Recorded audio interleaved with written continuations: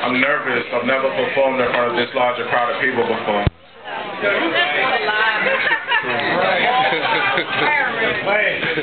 I want to do something that I wrote on the way here, on the subway. Hopefully y'all will feel it. She was the moon. I was the sun. Her light shined down over everyone. Y'all are actually listening to that bullshit. That's it. When it's all said and done, I don't want to see St. Peter. I want to see Biggie Smalls look at me and say, nice job. Welcome to the Dirt Church. Oh, I'm sorry, did I offend somebody? No. Hell no. Welcome to the Dirt Church. Welcome to the Dirt Church. Oh, God. I thought I wrote this on the way here. I'm so nervous. I don't know what to do. My relationship with my God is probably different than yours. So you can find me in the back, double fisting some fine spirits. You get it twisted, think I'm not coherent. Then watch me get up on the stage and rip it. I am the definition of debauchery. Still I find time to worship properly. Find time to align my soul with prophecy. So when it's all said and done, and y'all are viewing the body, I only ask that you speak over me honestly. They say the writer dies when he has nothing left to write. That means we're all closer to death every time we touch a mic. And I'm fine with that. I am reincarnated in the souls of every writer I have ever inspired. My ink, their pain. Even if I'm never acknowledged as one of the greatest writers of my age, consider this my eulogy, a definition of my worth. Until they put me back in the only congregation that matters, the Dirt Church. I'm only on my 6th life. So in the universe's eyes, I was born last night, but I come back in my 7th, more focused than ever, 10 times harder on my grind. So 3 days after my death, if you would, search every manger that you can find. Look for the brown baby with the North Star twinkle in his eyes. And please bring 2 friends. Please bring 2 friends, both wives, both bearing gifts in kind. I know y'all think that's blasphemy, but as for me and my house, we will serve the word. And so the word becomes life. The light becomes light.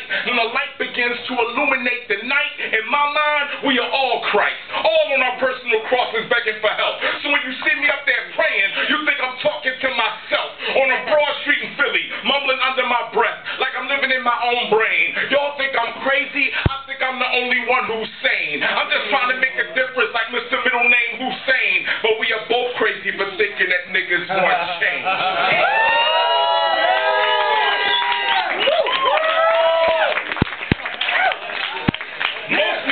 Most niggas are very comfortable in their ways, in their religion, even if they've never read the book for themselves. That's why they buy whatever bullshit their preacher sells. All thirsty as hell, but ain't no water in that well.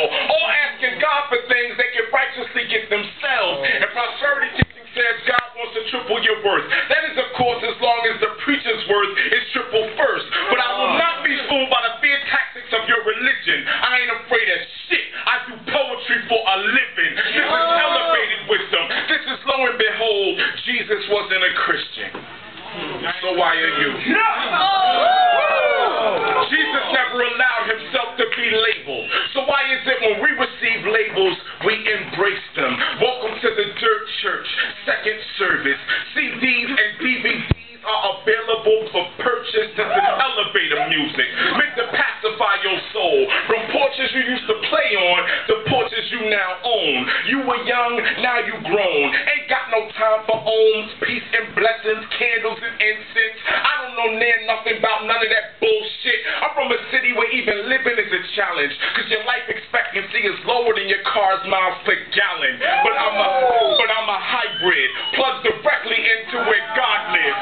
I suggest you find yourself an outlet and plug in. I suggest you find yourself an outlet before the pressure builds. Pressure from your job, pressure from your kids, pressure from your bills. Because when the pressure builds, the pressure kills. My blood pressure is 180 over heaven's gates. If you watch long enough, you might see me levitate. My poetry is actually elevated. elevated to a place where you might not be able to relate. It gets less oohs and ahs, more crowds looking at me odd. But what exactly is the poet's job? Is it to write for the here and now or the hereafter? Is it to write to impress your squad, or is it to write something to get you closer to your God? We believe the latter here, so we pay close attention to what matters here. We pay close attention to the words that we put in the stratosphere. We have resolved to do whatever it takes, understanding that to cast light, you must write from a dark place. And it gets no darker than this.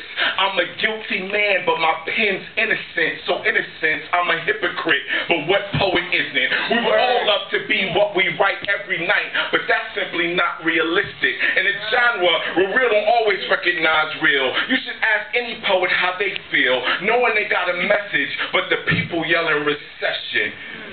So we stressing, not only for ourselves, but because our people missing a blessing. Poetry is not a profession, it's the pursuit of perfection, whether live on stage or in studio session. We ask God for direction, and then spit something to give the people's minds an erection. And that's hard.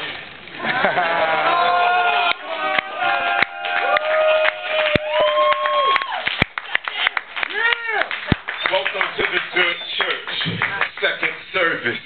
CDs and DVDs are available for purchase. Thank y'all for listening.